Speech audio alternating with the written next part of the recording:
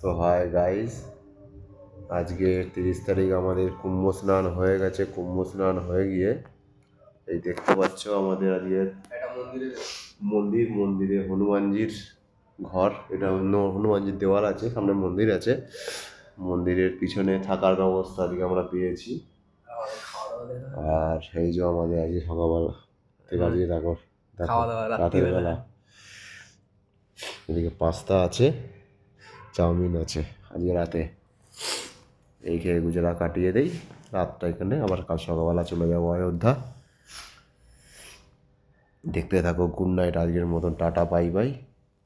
আবার কাল সকালে দেখা পাই। সকালে মন্দিরটা তোমাদেরকে ঘুরিয়ে দেখাবো। টোটাল মন্দির এটা কি জানো, চণ্ডীমাতার মন্দির, দেবী মায়ের মন্দির। মন্দির মাকে দেখিনি, তো সকালে দেখবো। দেখালে তোমাদেরকেও দেখানোর সুযোগ করে দেবো। এখন বলছিলাম চোখ জ্বলছে, চোখের অবস্থা খারাপ আছে, রাত্রে গাড়ি চালানো যাচ্ছে না। তা বন্ধুরা একটু সাপোর্ট, ঠান্ডা সাংঘাতিক পড়েছে। গব্বর খাওয়া চালু করে দিয়েছে। খাওয়া চালু করে নি এখন, খাওয়া পাবে। আজকের ব্যবস্থাটা একটু ভালো পেলাম, ভালোই লেগেছে। বন্ধুরা গুড নাইট। একটা ফটো তুলবো না?